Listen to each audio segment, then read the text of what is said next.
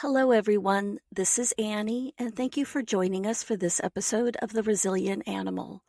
Just a heads up that in this episode, we do discuss animal cruelty in the fur farming industry. Listener discretion is advised. You're listening to The Resilient Animal. I'm Annie Peterson, Doctor of Education with a Master's in Mental Health Recovery and Trauma-Informed Care. This podcast is an exploration of how helping other living beings can benefit mental health and what makes us all resilient animals. Welcome, everybody. This is Annie with The Resilient Animal, and today joining us is Amy Bassett from the Judith A. Bassett Canid Education and Conservation Center. Did I get that right? I believe you did. Why didn't you say it? Sure, yes. It's the Judith A. Bassett Canid Education and Conservation Center. It is a mouthful. I will definitely say that. It does adequately describe exactly what we are and why we are. Okay, great. So, Amy, can you, I think we first met maybe about 4 years ago. And I know a lot about the center just because I have visited it. It's pretty remarkable. But I know that you have had some changes in the last 4 years as well in terms of the growth of your population. So just tell us about the center, who's there, and what you do. The Judith A. Bassett part of our center name is Dave's late mother, Dave being my husband and the other co-founder. And we decided to start the center in her honor. She actually passed away a bit ago, and she left us a little bit of money. And at that point, we were looking at ways that we wanted to give back to the world. And so we both had a unique experience with having some Russian domesticated foxes that we brought in to better explore whether we can train them to do search and rescue work, avalanche rescue in particular. And so she was a part of that experience. She raised German Shepherds, and she trained dogs in obedience as well as search and rescue. And she was a fierce advocate for canids all of her life, and as well as other animals. And she had a very unique personality. She was probably about 5 feet tall, and her specialty was dogs that were going to be euthanized because of behavioral problems, in particular aggression. And so her specialty was she was the last ditch effort in her community. And so if they didn't feel like they could save this animal, they would call in Judy, and Judy would come in, and lo and behold, she always found a way to find their voice, to find that domesticated dog, that man's best friend, and bring that out and cure and heal them so then they can have the relationship that they needed with their family. And so we really loved that about her. And so when she passed away, left us a little bit of an inheritance, we decided to use the money. We purchased the property, and we decided to kind of look at doing conservation in an out-of-the-box way and to try to do things that maybe other people weren't looking at or weren't doing, and to kind of bring this concept of not only helping to heal the animals that we bring to the center and to limit and help them through the traumas that they've experienced, but also to utilize that as a vehicle to help and heal humans. Currently at our center, as I mentioned, we started with Russian domesticated foxes. Both Dave and I, being scientists, one of our interests is domestication and the scientific aspect of domestication in the genetics. And so the Russian domesticated foxes are obviously on the forefront of any discussions related to domestication, evolution, biology, things like that. And the other animal that is not well known is the New Guinea singing dog. And so we got involved in the singing dog conservation world, and were able to rescue a couple of the New Guinea singing dogs. And then from that, with our interest in genetics, we realized that all of the breedings, even San Diego Zoo, were done based upon pedigree. And as we know, when you only bring a handful of animals out of the wild, pedigree breeding is not an effective strategy if everybody is related to everybody.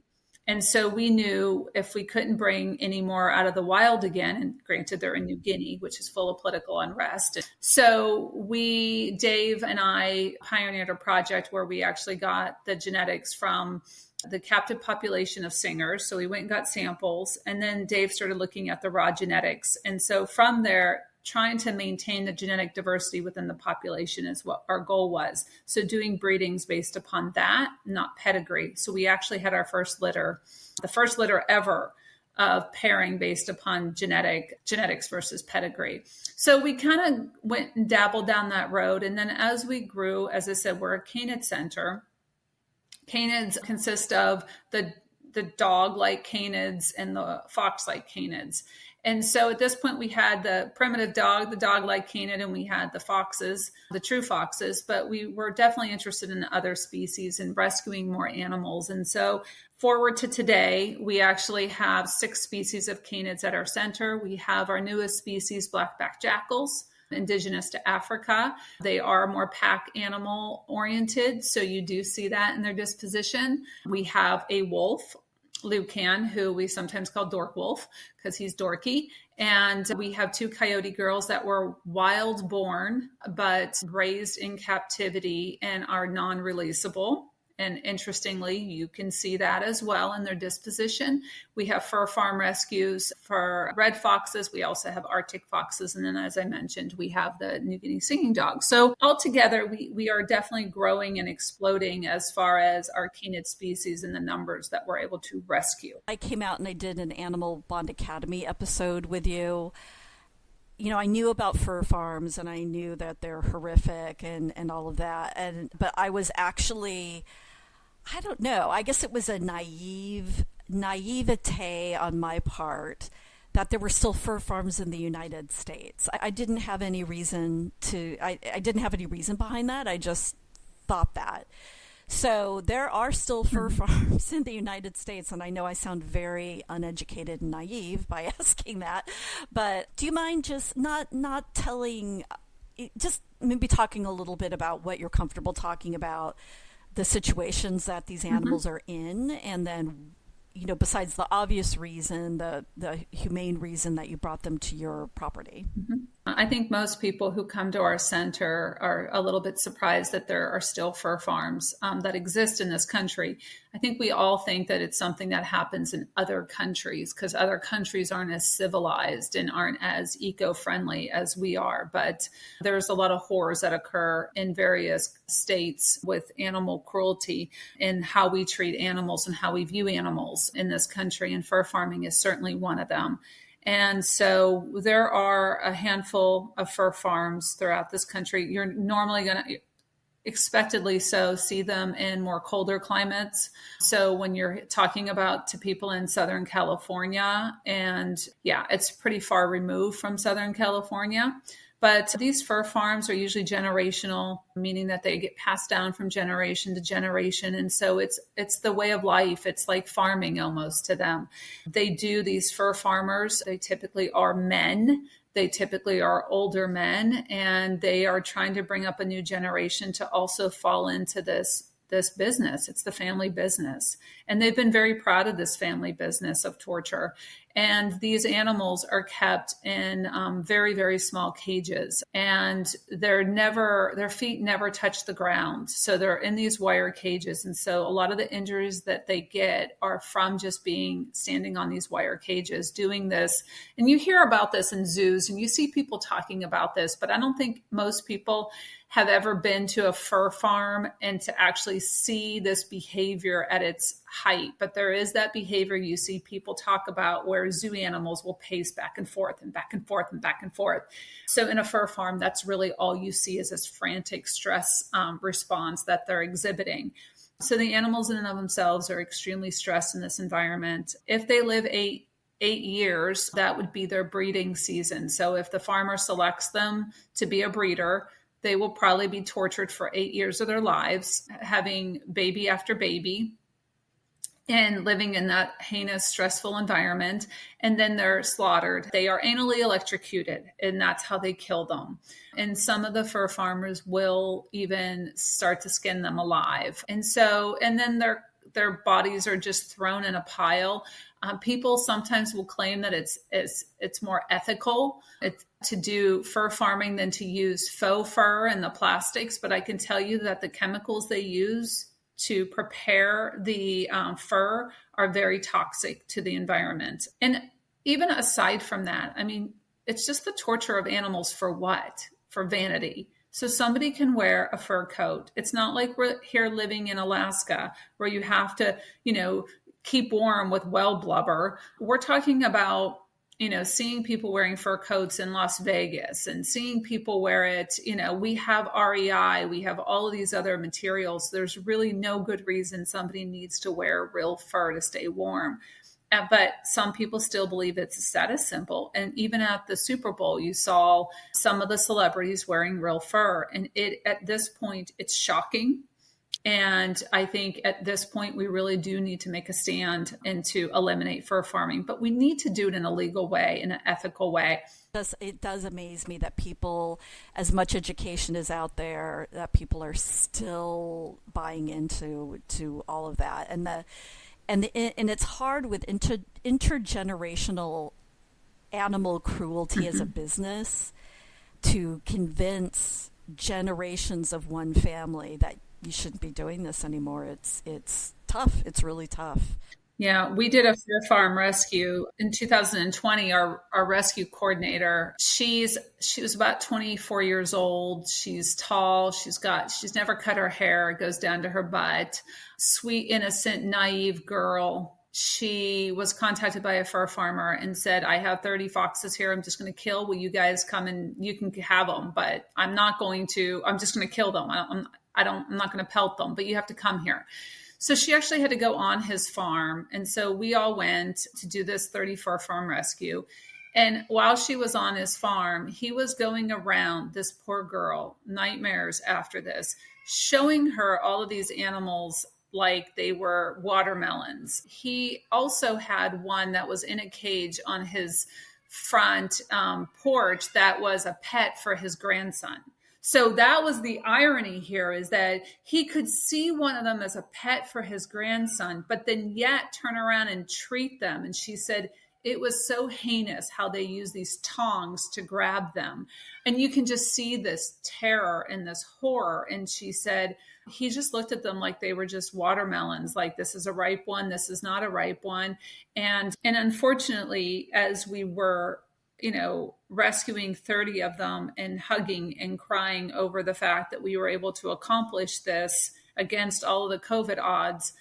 As we sat down and we looked at all of them and we examined them and we saw the terror in their eyes and the horror, we also looked at each other and literally lost it, because we were sitting here thinking about all the other ones we left behind. And so, that is, to me, as many as we can rescue is great. But we just need to end the entire industry. Things kind of keep you moving forward after experiences like that. I don't know, you could hear some of the kids in the background making noises. I think for me, you have to have a solid sense of self, and you have to be mentally healthy to survive being in an animal welfare, animal rescue space. I think a lot of people aren't. And so I think the motives become very convoluted for them.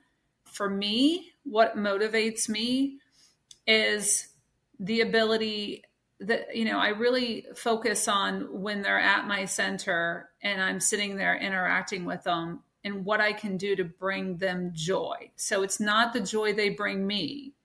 It's, for me, seeing them thrive, even if it's just the limited amount that we can rescue, but seeing them thrive and the way that they want to thrive is what continues to motivate me. And then seeing on the flip side, the impact that we can actually have on humans as they are able to interact with some of our other animals.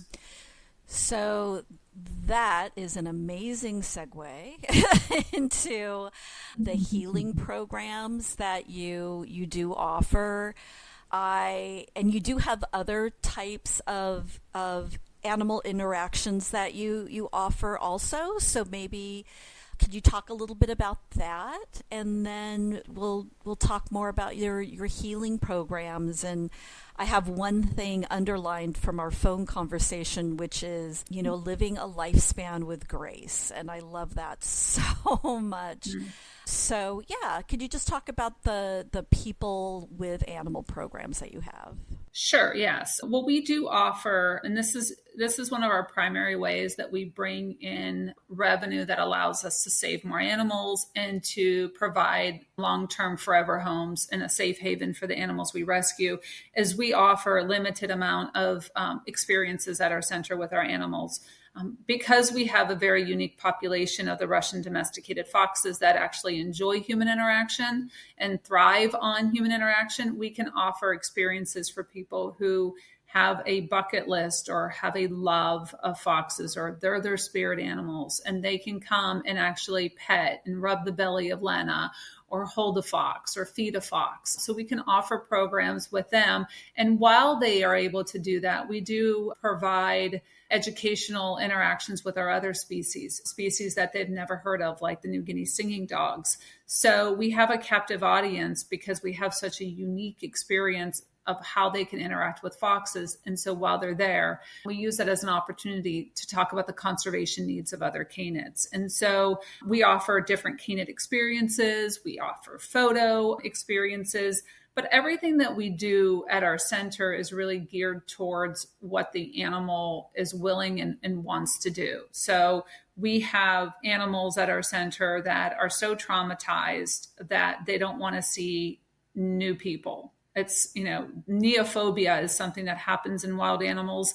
Some of them are so traumatized that when they reach adulthood, they get very just freaked out over men because the fur farmer was a man or whatever. So those animals are hidden from people, so they don't have to, they're not on display, so people can look and point to them. We give them what they need. But we do have other animals that enjoy being around humans or are comfortable. And so they can be part of our tours or part of our interactions. So we have different types all the way from, if you're a 5-year-old kid, what can we do versus, somebody who's 9 or above and can be in the enclosure with the animals. So we offer these, they're booked by appointment. People pay to come and have these experiences. It's also really interesting to us because where our wolf is much more particular about people, our foxes aren't so much, so they don't care. When we talk about the healing programs, one of the really nice things about these Russian foxes is they don't care if you're skinny, if you're fat, if you're ugly, if you're pretty, if you're black or white or Asian or trans or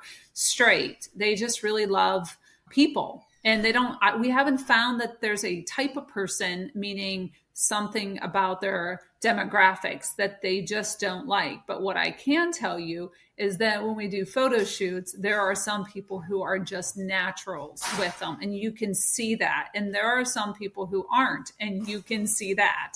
So, a lot of times the animals that we choose to have in our photo shoots, we will swap them out because that particular animal just isn't meshing for whatever reason with this particular person. So we have to go down to we call Maxa our beginner fox. And so she's good with every child, every person. And sometimes we just have to go that route. I always get so nervous before I meet an animal because I feel like, I've been around animals for so long, and but they still don't have to like me just because, I've been working with them for so long, and I get really nervous that they're not going to like me. So it's, And we see that a lot, and people get and we have to warn people, like with Lucan, how he doesn't like women as much as he likes men. So he's going to really gravitate towards men with facial hair. So we have to forewarn women not to be disappointed because he might not like you as much, and it has nothing to do with you personally. But that is also one of the things that we always have to give people expectations about when they come to the center, because you can always see that moment when they're sitting there and one of the foxes comes up to them and goes belly up, and they're rubbing the fox's belly, and they seem, to them, it makes them believe that they've been chosen, that they're special, that they can have this connection with this animal, and that makes something unique about them, or something, just that this fox can see them and who they really are as a good person. Well, and that's a huge compliment to Dave that Lucan likes men with facial hair, because that's what Dave looks like. So it's always funny when somebody asks, why just is look that? at Dave. And Dave's sitting there handling them, and I'm like, can y'all look up? Yeah, and I think what inspired some of these programs is, one, my fascination and interest and background and education in psychology and mental health. And so one of the things that when we started the center, I'm very well aware of the healing power of dogs. And so there's a lot of research on domesticated dogs and how people are happier, how people are healthier, how people in oxytocin and all of these things, and how dogs can help, therapy dogs, and how they can help heal people. And so I think we know a lot about how healing dogs can be, domesticated dogs. But what I also realized is I had my own dogs. I didn't grow up with animals for the most part, and Dave did. And so he has such a bond and a connection with dogs. He almost speaks their same language, where I don't. And so as we had our first 2 German Shepherds, and as they aged, and as I experienced them as I was an adult, going from the puppy stage to adolescence to adult and then to their geriatric, what I saw was, and what I learned when I looked back as my one German Shepherd was dying and I was experiencing that, what I was learning through each of my shepherds is how they approached life and how they accepted life with so much grace. And so watching one of them who, in all intents and purposes, a person, probably myself, would be complaining every day, saying, oh my God, my back hurts. Oh my God, my hip hurts. I can't believe I can't walk. I can't believe I can't hike. I can't believe I can't do this. I can't believe I can't do that. And then you look at that, you come home and you look at that German Shepherd or your dog, and you see them laying there, and then you see them get up when you come home, and seeing the joy that radiates out of them. They are in essence pure joy and pure happiness. When you give them a treat, when you feed them, all of these things they don't take for granted. It's all the simple things in life, and how they live their life and then how they die with grace is something that I think everybody can learn from. I am not the first person who came up with this concept. I'm not the first person to witness this. Nothing novel here about this concept. But what I do think is that people just don't hear it enough, and people don't truly understand it. When we're in the middle of our grief, when we're losing a dog, I think it hits us really hard. But I think we tend to forget it as we go about our day. And I do think that having programs at our center that, I wouldn't say capitalize, I don't know that that's the right word, on this concept, but kind of make this concept more salient and more unique, and taking it from just being how your dog heals you to how animals can heal us. Could you talk a little bit about the types of individuals that do come in and have the interactions? So a couple of the ways that we knew when we started the center that one of our focuses was healing these animals from whatever trauma, whether it's that they were wild caught, and Lord knows being born in the wild is traumatic in and of itself. And then, or whether they were rescued from a fur farm. So we knew that our focus was to try to heal these animals and to try to give them comfort and peace. But at the same time, it's so there's 2 different ways of thinking it. What can we learn to be better humans from observing how they exist or live? And so that's where the whole watching your German Shepherd, watching your dog, and learning how they live and die with grace. But looking at something as simple as a wolf pack And so a wolf pack is a family unit. And we talk a lot about this at our center when we're discussing Lucan, our wolf, and showing people Lucan, is that there's so many things that we can learn related to conflict resolution, related to how we work in groups, how we work in a society, how we work in small groups, large groups, how we learn how to negotiate with each other and do conflict resolution by looking at how does a wolf pack survive? How do they act as a pack unit? And so I think looking at how to help people, whether it's, a corporation or whether it's a family or whether it's, a whole group of people, a club, how they can actually navigate life through using some of the principles that we can learn through how wolf packs navigate life. So that is one component, is how we can become better humans by diving into how animals actually exist and live and what we can learn from them. And then the other component of our healing programs is, I think a lot of people forget that we are animals as well. And so as an animal, I do think that we all have somewhere deep inside us this natural desire or urge to reconnect with nature. And so you hear about people and healing from going on hikes or just immersing themselves in nature. And I certainly know when COVID struck and people were it's funny because we talked about, domestication. And I swear during COVID, people became undomesticated after a while because they stopped socializing with people. And then all of a sudden we got back into society and we had a bunch of wild humans running around, beating up people on airplanes. And so, as a domesticated animal, we are, a social pack. And so I think, learning ways of how we can start to heal ourselves by just immersing ourselves around nature. And we find that because of our relationship with dogs, pack animals in the canid family, we find that utilizing the canids that we have to help develop programs around social bonding, around connection, can really help to actually heal some of the mental health issues that a lot of people in our society have. And we see it on a daily basis at our center.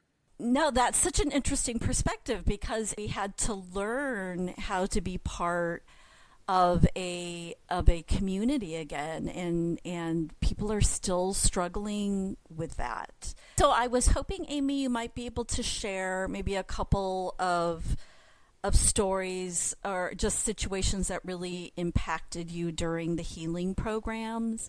So yeah, we're in the process. We have a couple of our healing programs, and some of them are inspired from some of the anecdotal experiences we're having with people who come to our center, and how we can actually apply some of these principles as we see somebody who's standing in front of us who came for an experience, and you can see the joy and the healing that they're experiencing. How can we take that and make a program around that so we can help more people, heal more people? And so we do know that there are some target groups that we believe that we focused on first. And one is kids on the spectrum. So the autism spectrum. And this has a lot of ties into what we talked about before, the genetics and the domestication. And part of the problem that I think, or the struggle that kids on the spectrum have, are social bonding. And so one of our programs is a Reads to Foxes program. And so that is a healing program that not only teaches reading comprehension, but using a novel stimuli like a fox, but it also teaches them social bonding skills. And so removing the fear of bonding with another human, but having this ability to bond with something like a fox, which isn't going to be as easy as bonding with a dog. So they actually have to really focus and try to develop skills. And I think, so that's one of our programs that we are looking to get grant funding for. And then the other program is to help military families. So as military, personnel are out on leave and their family is behind, to be able to offer a day where they can come out and interact and heal with our animals and just bring that joy to them. The other group, which I'm going to touch on, probably my most emotionally touching story ever, is people who actually have been diagnosed with some form of cancer or some terminal condition. So a bit ago, we had these encounters. We had a lady who had contacted me. She had booked an encounter. She was coming down from Washington State, which it's not unusual for us to have people come over from all over the place. So she was coming down with her mom and her father and her friend. And she asked about our, accessibility, because she had a cane or a walker, and so did her mom. And, so we talked about that. And it wasn't, I didn't really think much of it. And then these people came. She was probably around 30 years old. And she walked in the room, she was like just this ray of sunshine. I mean, literally, this woman glowed with light and joy and love, and her family. It's like I couldn't take my eyes off of her.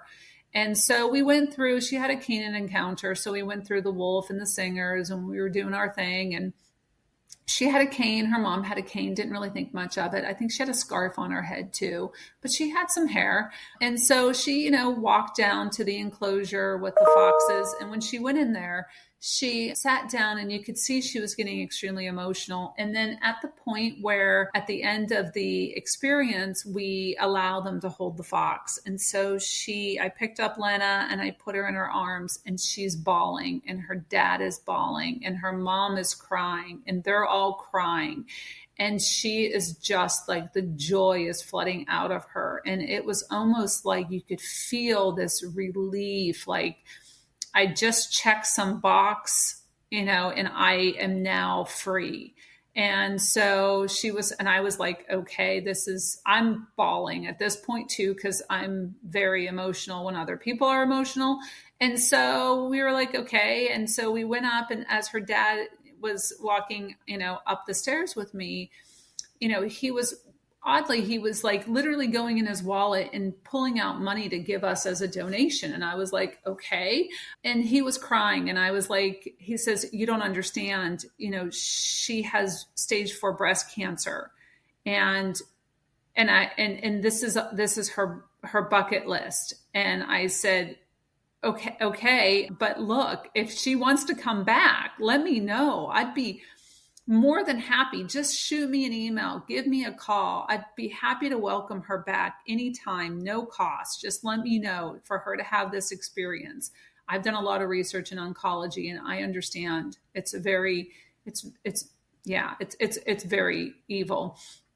And so he looked at me as he was crying, and he says, no, I don't think you understand. This is it. This was her bucket list.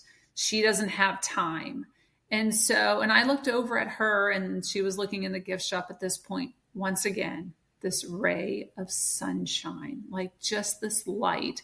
And all that reminded me of that moment when I was telling you about the dog and dying with grace. And then literally knowing that she had no more time left, still being able to experience the joy in life, and me sitting here devastated for months over this, very mixed emotions, right? Feeling so much joy and happiness for her, but at the same time, feeling so sad about the fact that this joy and this life was going to be taken from this world. And then sitting back thinking, and I had a chance, and I had this opportunity to provide her with the one thing, the only thing she wanted left in this world. And I was able to provide this to her through these animals. And then I thought, this is what it's all about. This is really it. This is what we're supposed to be doing in this world.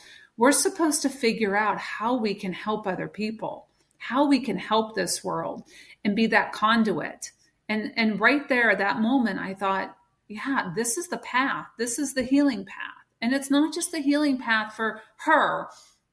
She was the healing path for us at that moment, for her dad, for me, and that's what was remarkable about these interactions, is that I don't know that she was healed from that, but she healed all of us from her experience that she had. And I think what we tend to forget is that we can heal each other. We can bond and we can connect with each other through interacting and spending time with these animals as well. And I think what I see more than anything is my ability to connect one-on-one with people on a human level just by being able to utilize the animals in such a beautiful way.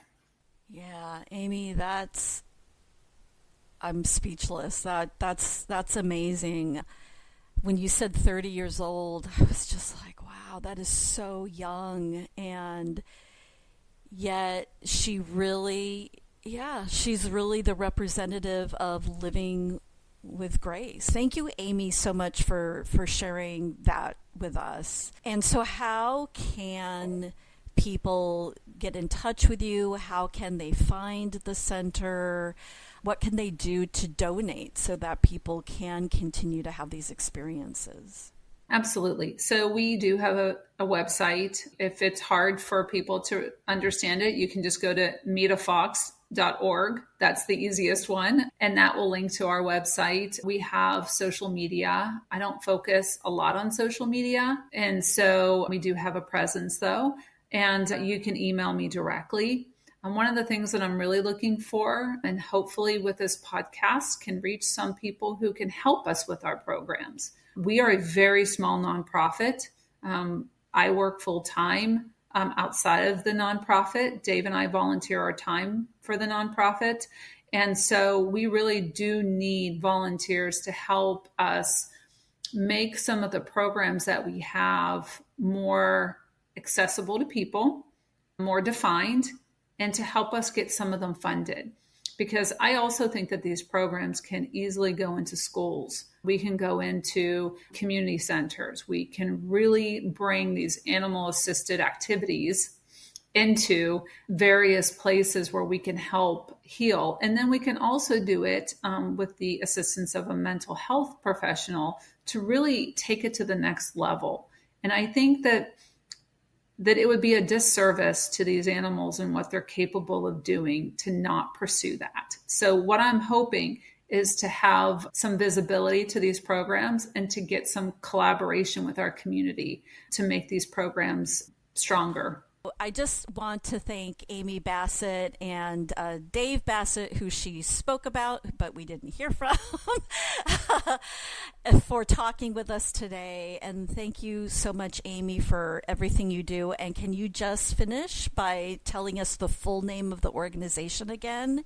And I will include all this information in the show notes. Sure. Yeah. My name is Amy Bassett, and I'm the co-founder of the Judith A. Bassett Canid Education and Conservation Center located in San Diego, California. Thank you for listening, everyone, and thank you, Amy. Thank you.